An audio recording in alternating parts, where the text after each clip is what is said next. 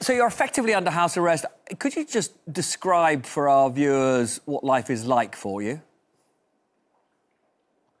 Well, life these days is the only time I go out of my house is when I have to go to make a court appearance. And I have had, in the last 19 days, 70 appearances in court. I mean, in different courts. So sometimes about 10 in a day. So basically, that's my life right now, because all my senior leadership, either is in jail or they're in hiding. And same with my workers. So I'm, in a sense, I'm out, God knows for how long. But right now, it is going from one pail to another. That's basically my life.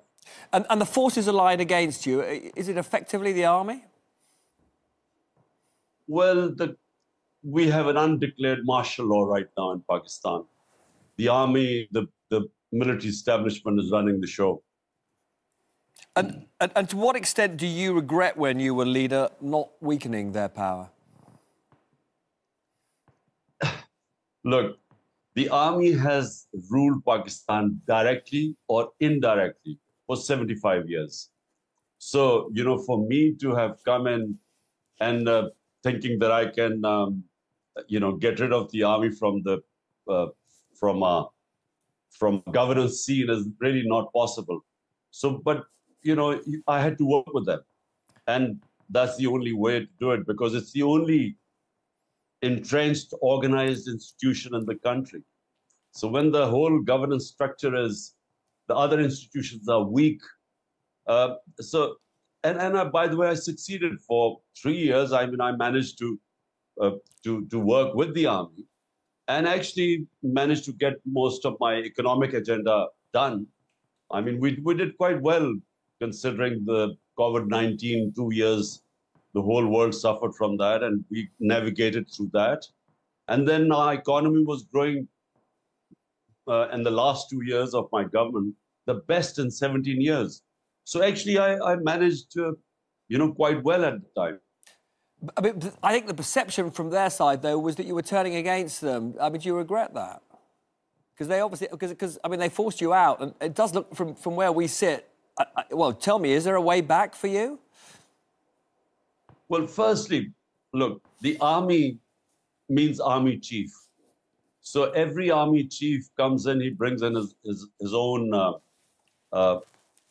policies, his own ideology, or what his own point of view. So army is not a democratic institution, which which has a policy made by consensus. So I worked quite well with the army chief, except at the end. And really, it wasn't me, it was the army chief who somehow decided that, he needed to replace me with someone else.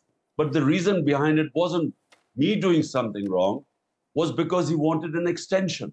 Right. And he had already made a deal with the guy who's the current prime minister that he was going to give him an extension.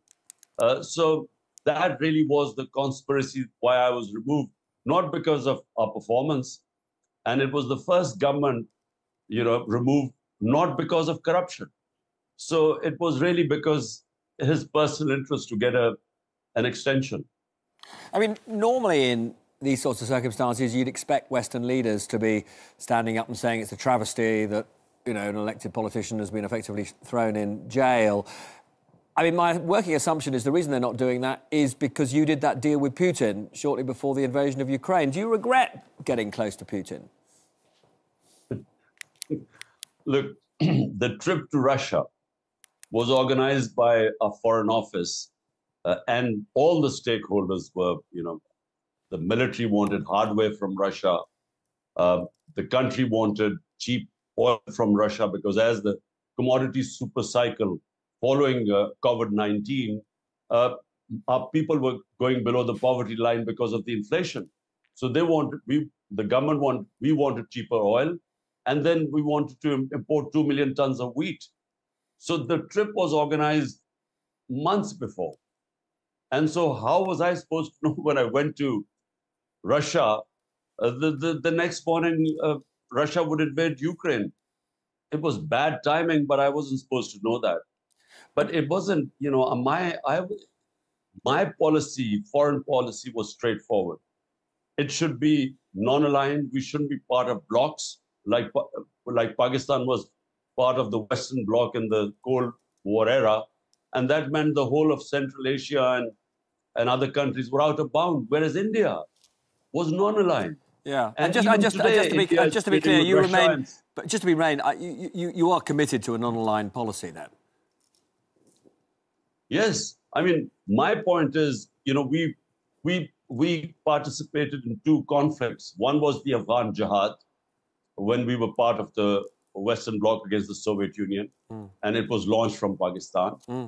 It left us with severe consequences.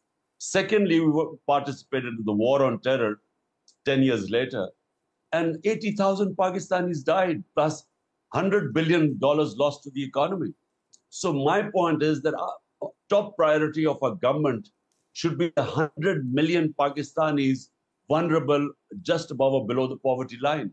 And you can't care about your people if you become part of a conflict. So, that's what was my philosophy. No, I get that. So, I mean, broadly, you're not surprised that the West isn't supporting you personally? I don't really need support from other countries. But all I expect from other countries, especially the Western countries, who talk about the Western values, about democracy, about rule of law, about against human rights violations, custodial torture, and so on. All I want is that they should be consistent about these things. They should not come out just because when they want to, beat up China on Hong Kong or Uyghurs or Russia. It should be consistent. Yeah. Now, Pakistan's democracy is being wound up. It's being dismantled.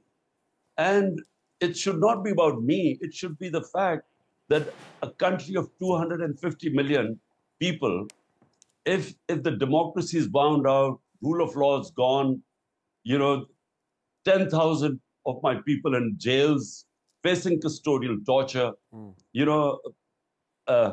all democratic institutions falling apart under this, basically a martial law, undeclared martial law. I think they should speak out against that, because it's not me, it's 250 million people in this country. No.